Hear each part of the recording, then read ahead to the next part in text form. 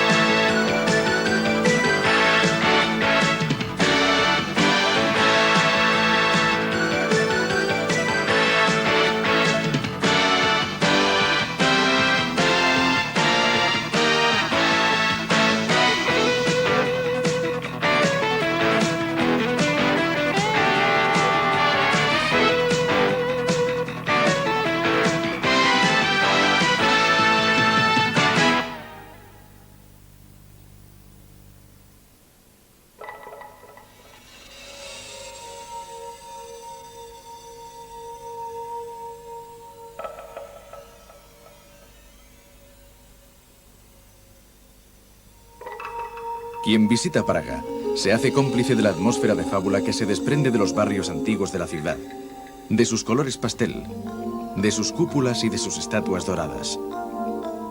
Lo cierto es que Praga sorprende por la improvisada eclosión de sus plazas multicolores y por sus panoramas fluviales. Asusta por los misterios que se encierran y se intuyen en su laberinto de calles e invita a soñar por los extraños juegos que improvisa la luna cuando aparece repentinamente detrás de tejados y campanarios.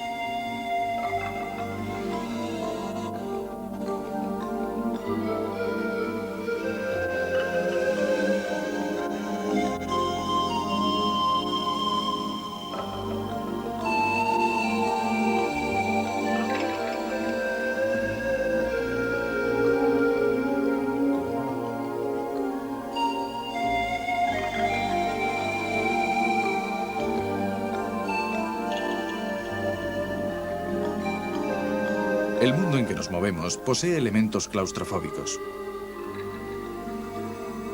Se trata de una inflexible alternancia de callejuelas que escapan en direcciones inimaginables, bajo el reflejo incierto de unas luces que parecen de otro tiempo. Se tiene la sensación de hallarse en un mundo codificado. Praga es la ciudad de la magia. Se dice que junto con León y Turín constituye el famoso triángulo mágico de Europa en donde pueden ocurrir hechos sobrenaturales.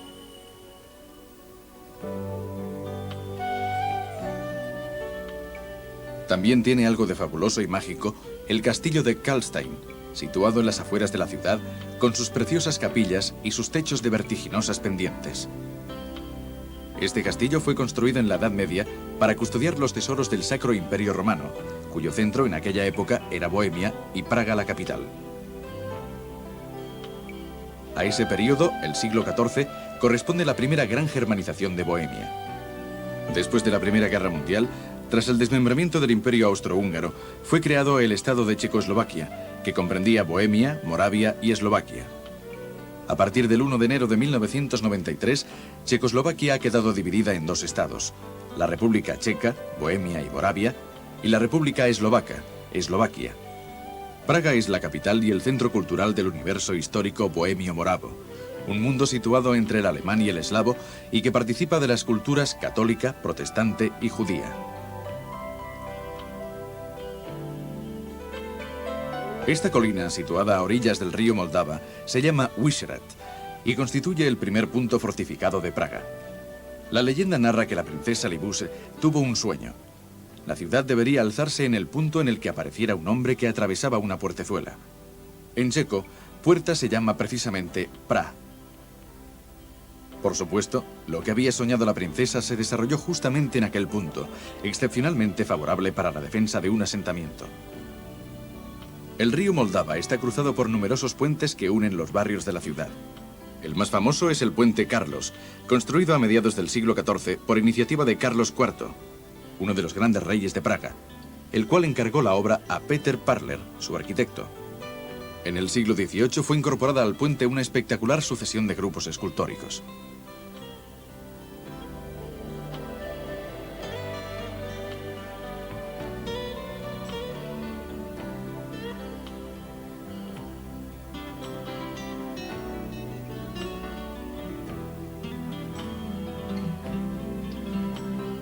La conjunción de los dos estilos, el gótico de las arcadas y el barroco de las estatuas, constituye, como sucede a menudo en Praga, la clave de la fascinación de esta construcción.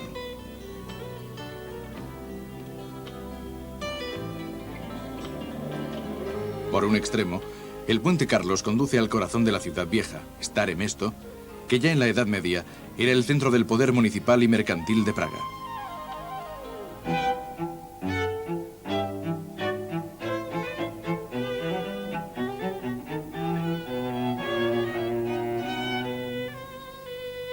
La plaza del ayuntamiento de Stare Mesto conforma un conjunto de palacios, iglesias y monumentos que cubren todos los períodos de la historia bohemia, desde el siglo XIV al XVII. Las fachadas de las casas y los palacios que la rodean muestran esculpidos o pintados los símbolos de los que tomaron el nombre.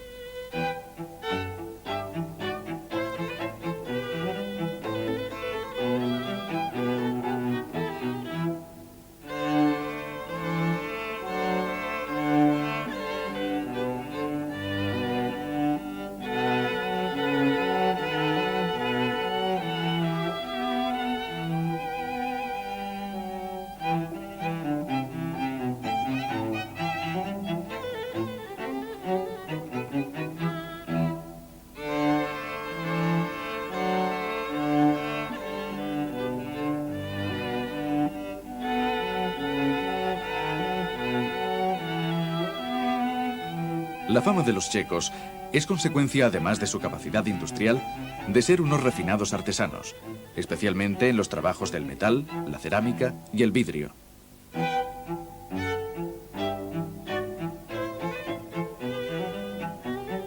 En plena calle, entre bandas musicales y coches de caballos, se llevan a cabo simpáticas demostraciones de la habilidad artesanal que preceden al placer de beber cerveza en abundancia, tal vez en unas jarras similares a las que poco antes se han admirado en la calle.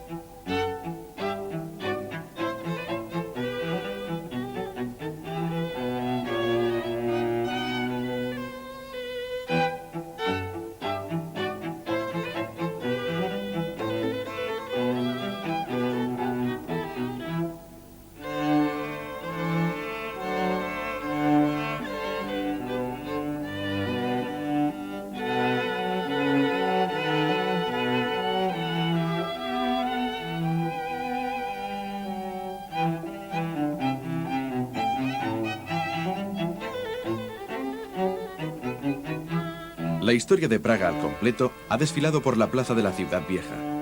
Aquí predicó el reformador Jan Hus, quien en el siglo XV se opuso al excesivo poder de la Iglesia Católica, y aquí fueron ajusticiados sus seguidores, vencidos por el emperador. El monumento a Jan Hus, situado en el centro de la plaza, conmemora el enérgico intento bohemio por desprenderse del control católico alemán.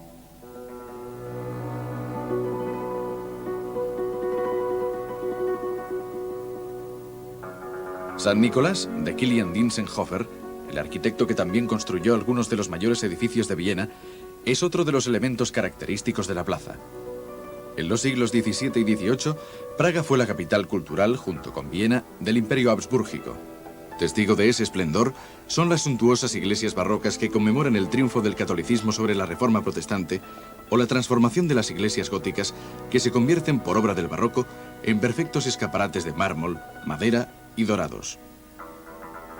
En ningún otro lugar del mundo cristiano, el contraste entre los dos estilos y por tanto entre las dos concepciones religiosas es tan fuerte como en Praga. No obstante, la integración entre ambos es igualmente sorprendente y solo se explica si se tiene en cuenta que estas tierras se encuentran exactamente en el núcleo geográfico y cultural de Europa y que se benefician de las culturas del norte y del sur.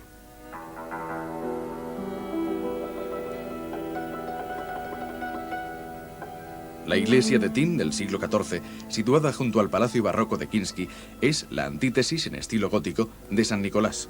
Mientras San Nicolás representa un exponente de la restauración católica, la iglesia de Tin significó el centro de la predicación husita del reformador Jan Hus. La victoria católica está inmortalizada por la estatua dorada de la Virgen que decora el vértice. La iglesia está parcialmente cubierta por la fachada de peldaños y los pórticos de la escuela de Tin.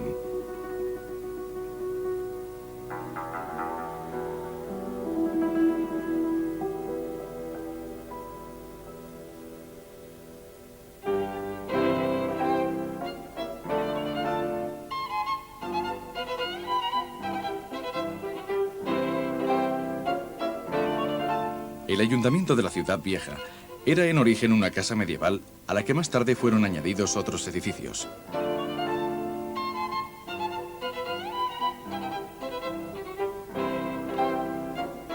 A la derecha del palacio se halla la torre municipal, con el reloj astronómico construido en 1410.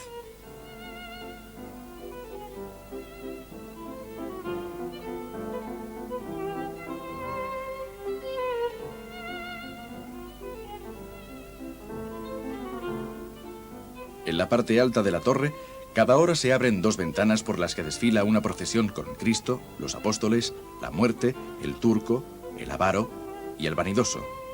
Cerrando el cortejo, un gallo.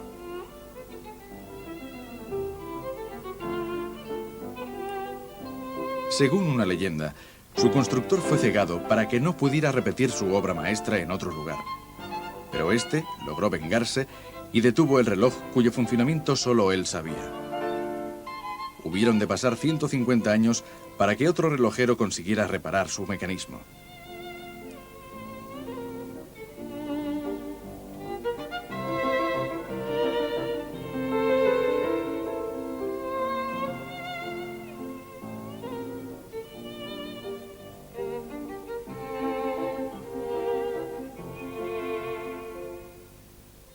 Al lado del ayuntamiento se alza la Casa del Minuto, construida en el siglo XVII y decorada con dibujos que representan escenas mitológicas y religiosas.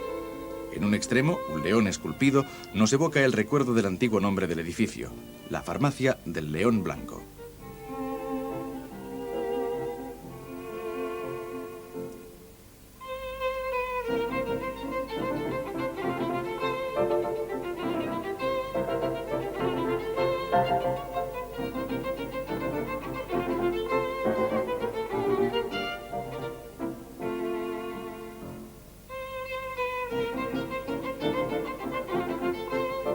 El núcleo originario del ayuntamiento era la casa de un mercader del siglo XIV, en la que más tarde se abrió una suntuosa ventana renacentista.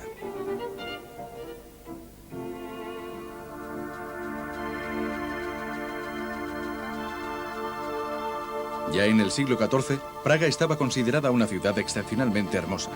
Más tarde se la definió como la Roma del Norte, la reina de las ciudades. En la actualidad, la ciudad vieja constituye uno de los centros históricos europeos mejor conservados, uno de los pocos que quedaron intactos después de los desastres de la Segunda Guerra Mundial. El lugar donde antes existía un foso con las viejas fortificaciones está ocupado en la actualidad por una de las principales calles comerciales de Praga, Na Prikopie, en gran parte peatonal. En esta calle se encuentra uno de los palacios barrocos más bellos de la ciudad, el Palacio Silva Trauca, construido para un príncipe italiano. Junto a este se halla una de las casas más singulares de Praga por su nombre, su estilo y su historia. La Casa de la Rosa Negra, punto de reunión, siglos atrás, de los seguidores de Hus.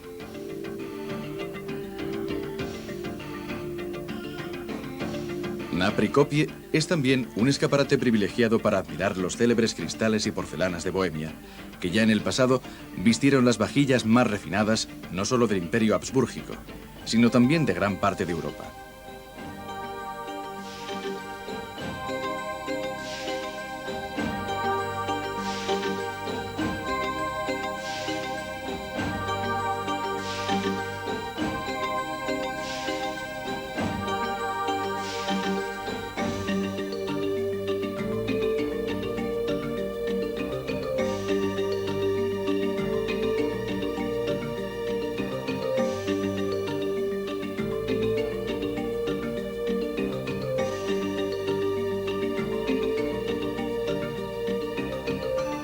Al final de Na Prikopie se yergue la antigua torre gótica de la Pólvora, construida siguiendo el modelo de la torre situada a la entrada del puente Carlos.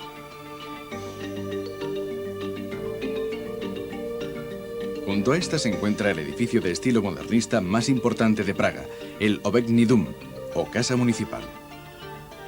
Este edificio fue construido para conmemorar el nacimiento de la nación. En efecto, en este lugar fue proclamada la República Checoslovaca en 1918.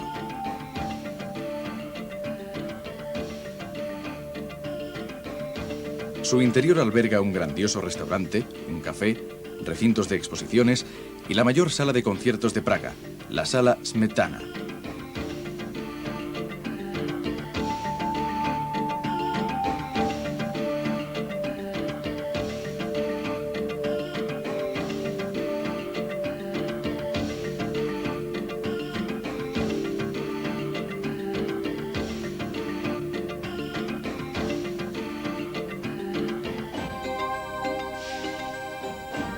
Los detalles ornamentales, la decoración y los frescos son obra de toda una generación de artistas.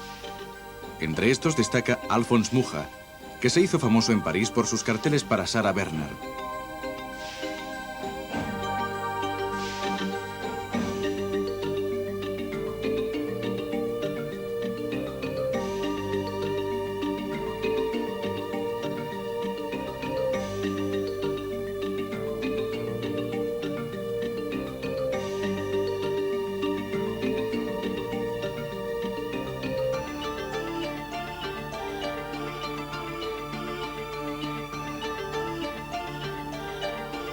El estilo de estas pinturas y de esta decoración, si bien es de inspiración vienesa, tiene un carácter original, formado por morbosas alusiones a la tradición pictórica local y por un marcado sentido del preciosismo.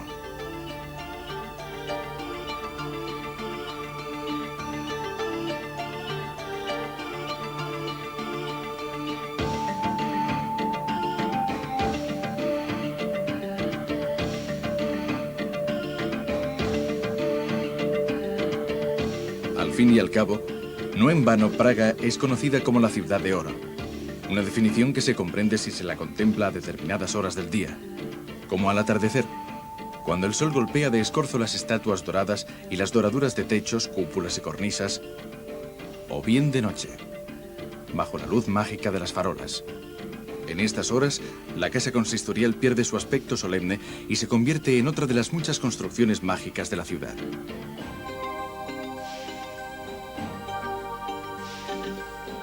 En las noches de Praga, conciertos y cervecerías constituyen lugares de encuentro para el espectáculo y la diversión. La bebida nacional es la cerveza, considerada una de las mejores del mundo.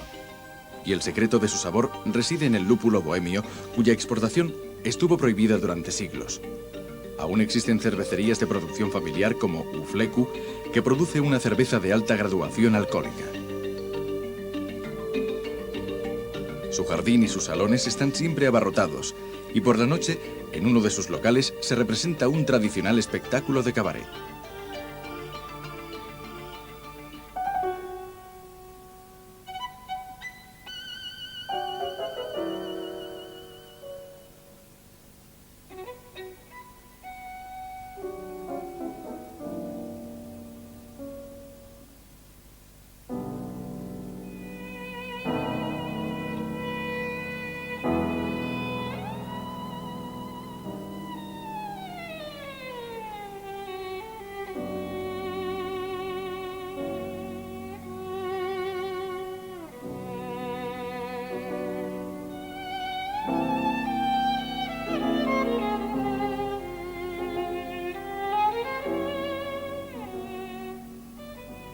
El Moldava es un afluente del Elba, el gran río que recoge las aguas del norte de Europa para desembocar en el Mar del Norte.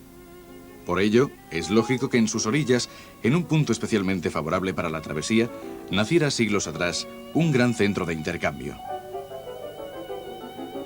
Una de las construcciones más imponentes situadas junto al río es el Teatro Nacional. Desde el siglo IX, muchas leyendas de Praga están ligadas a la presencia de una importante comunidad judía.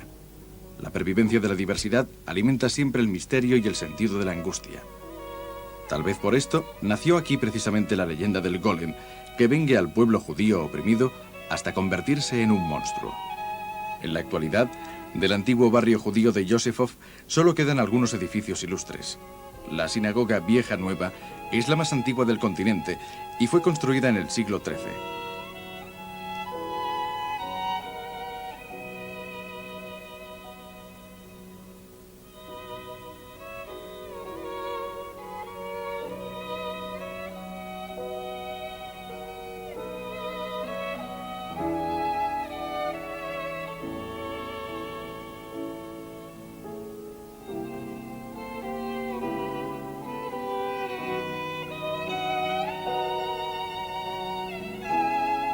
La sinagoga Klaus constituye la parte central del Museo Judío que se fundó después de la Segunda Guerra Mundial.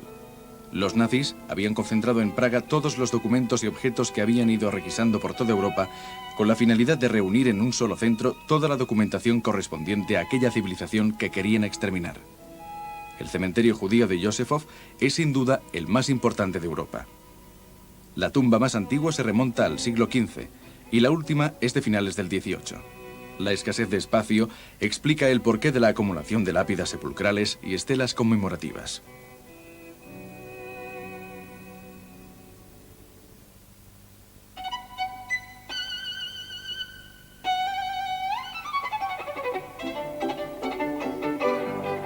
Kafka expresa mejor que ningún otro aquel sentimiento de angustia inmanente en Praga que surge de la no pertenencia completa al mundo en el que se vive, entendido tanto en un sentido físico como existencial.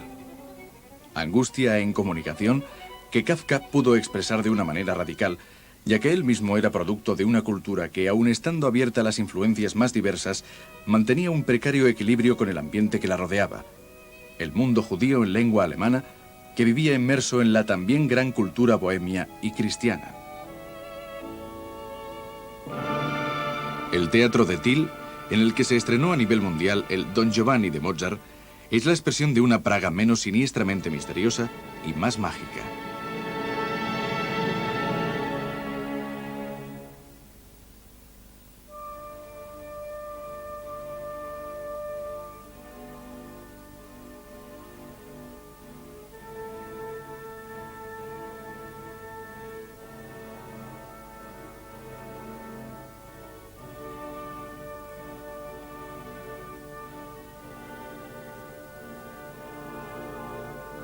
A Mozart siempre le agradó Praga, ya que en ella se sentía a gusto entre un público de vanguardia que lo apreciaba y se entusiasmaba con él, mientras el público vienés, más conservador, se expresaba con cautela sobre sus obras. En Praga, Las bodas de Fígaro tuvieron un éxito aplastante, mientras que su estreno en Viena había recibido una tibia acogida.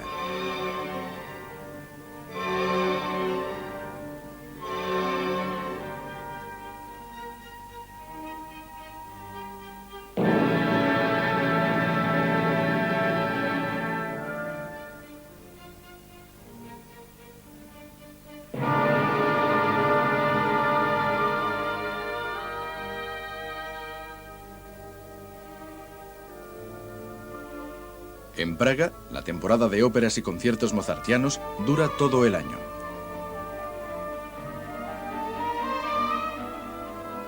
Un teatro de marionetas que goza de una inmensa popularidad representa regularmente espectáculos basados en las obras de Mozart.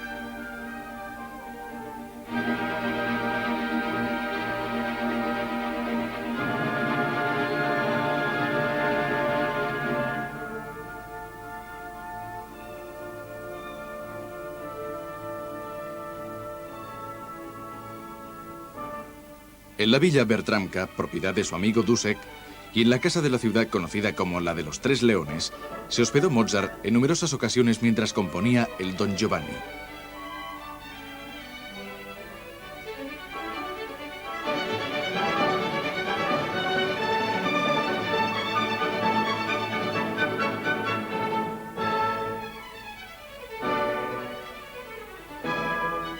Cerca del puente Carlos, en el edificio del exacueducto, se halla la sede del Museo Smetana, dedicado a uno de los principales músicos checos del siglo XIX.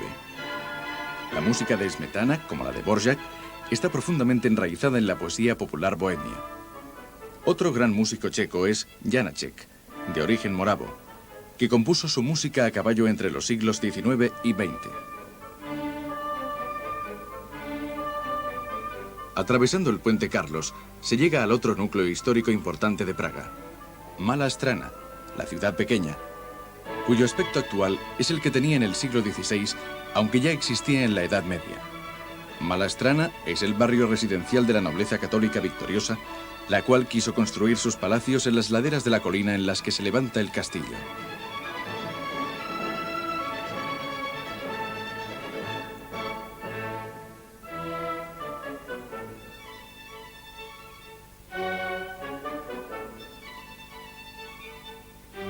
En la plaza principal de Malastrana destaca la iglesia de San Nicolás, obra de Christoph Diensenhofer, el arquitecto del siglo XVIII que junto con su hijo Kilian dejó una huella destacadísima en la Praga barroca.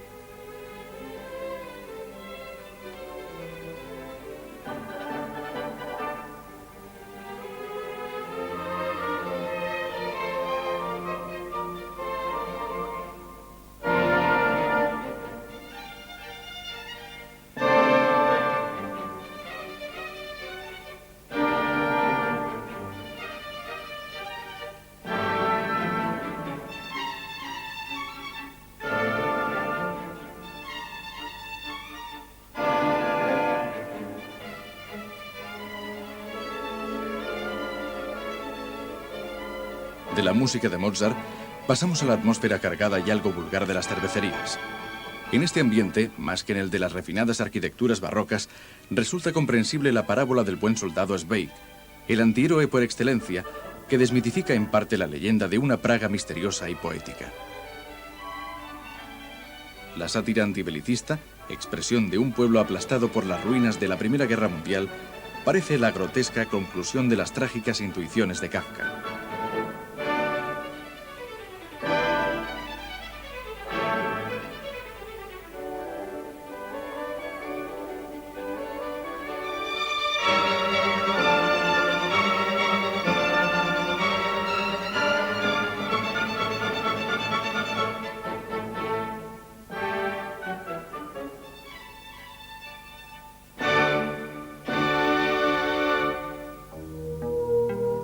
Precisamente, bajo el castillo, el gran condottiero Wallenstein se hizo construir el palacio más lujoso de la ciudad, el primero en estilo barroco. Detrás del palacio se hallan los famosos jardines de estilo italiano, adornados con bellísimas estatuas de bronce. El castillo de Praga es un complejo de palacios, iglesias y jardines en los que el poder se ha asentado durante siglos. Primero fue la residencia del rey de Bohemia, después la del rey del Sacro Imperio Romano y por último la de los emperadores de la Casa de Habsburgo. Ya antes del año 1000, en estas colinas se alzaban construcciones en piedra, pero el punto álgido de su desarrollo se produjo en el siglo XIV bajo el reinado de uno de los dos grandes soberanos de Praga, Carlos IV, y luego, a finales del siglo XVI, con el rey mecenas Rodolfo II. Por último, en el siglo XVIII, con María Teresa de Austria, el castillo sufrió su transformación barroca. La historia de la ciudad está encerrada entre estas murallas y cada edificio conserva las señales y el estilo de las distintas épocas.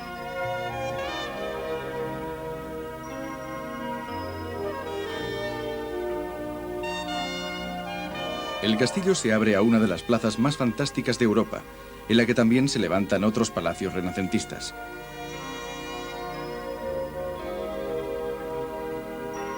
El palacio propiamente dicho está precedido por un patio de armas, al fondo del cual la puerta Matia permite el acceso a un segundo patio, adornado con un pozo y una fuente. El tercer patio, el auténtico núcleo del castillo, está dominado por la Catedral de San Vito y por el Palacio Real.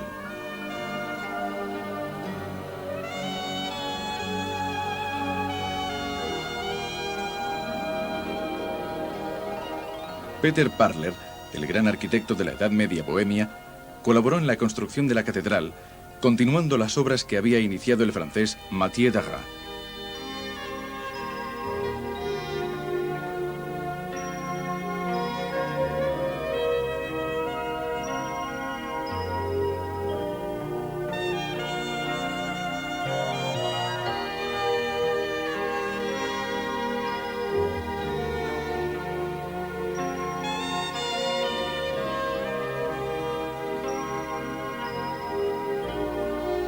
Justo detrás de las murallas del castillo, se penetra en uno de los muchos mundos mágicos de Praga, la llamada Callejuela de Oro, la calle de los alquimistas de Rodolfo II.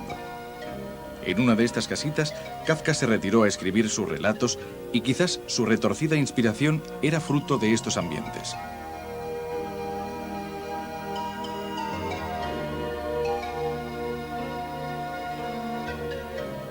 Detrás del ábside de San Vito, en lo que parece ser un cuarto patio, se halla la iglesia de San Jorge, de estilo románico, a la que tiempo después se le añadió una fachada barroca. Después del foso del castillo, al fondo del jardín real se alza el belvedere, precedido por la fuente cantarina.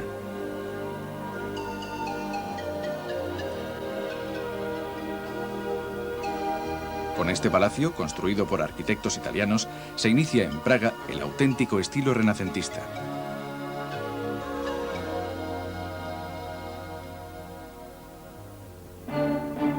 Las colinas que rodean el castillo constituyen un inmenso parque. En medio del verde destaca el monasterio de Strahov, uno de los mayores y más ilustres de toda la Europa central.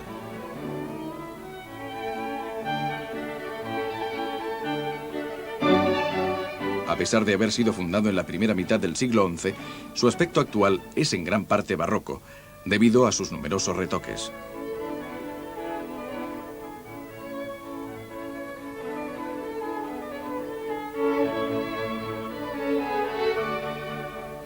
La estancia más preciada es la biblioteca, compuesta por dos grandes salas barrocas adornadas con frescos y estucos.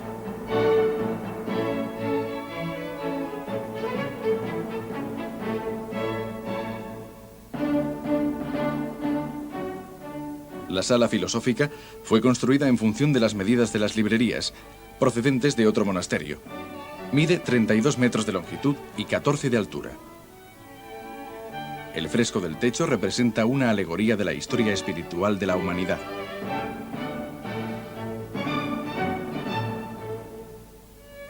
Códices y manuscritos requieren un atento y constante trabajo de restauración, del que se ocupa un taller especialmente creado para este menester.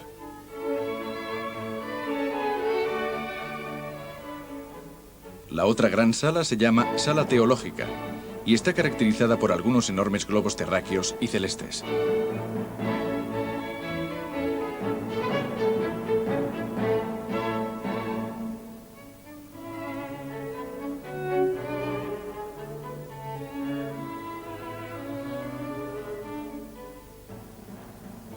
Entre el castillo y Malastrana se extiende otra plaza espectacular en la que se alzan la iglesia y el claustro de Loreto, en cuyo centro se halla la reproducción de la Santa Casa.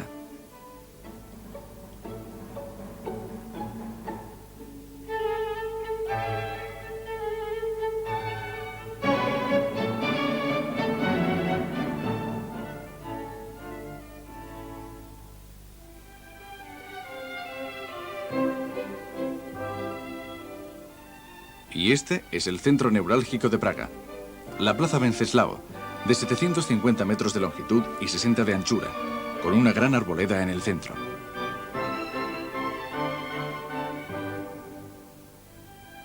En la parte alta de la plaza se encuentra el Museo Nacional, construido a finales del siglo XIX. El museo había sido fundado 50 años antes como homenaje a la cultura checa, en especial la cultura científica, que en aquel entonces estaba prácticamente bajo tutela germánica. Frente al museo se colocó la estatua ecuestre de San Wenceslao, rodeada por 4 santos protectores del país.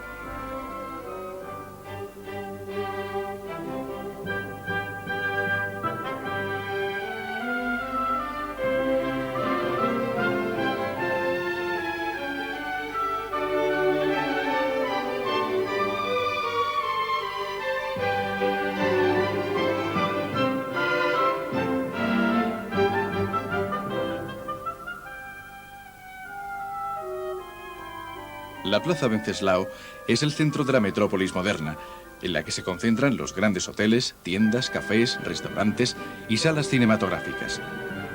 Debido a esta importancia, la plaza ha sido el escenario de las principales manifestaciones políticas de los años 80.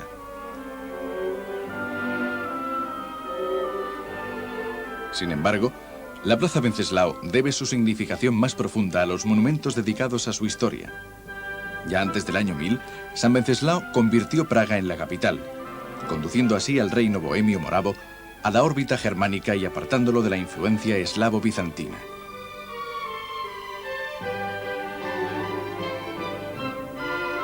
Desde entonces, toda la historia de Praga y, por lo tanto, también su cultura, se desarrolla entre estos dos polos, el eslavo y el germánico. Y desde siempre, La originalidad de Praga consiste en un fecundo equilibrio entre sus dos almas.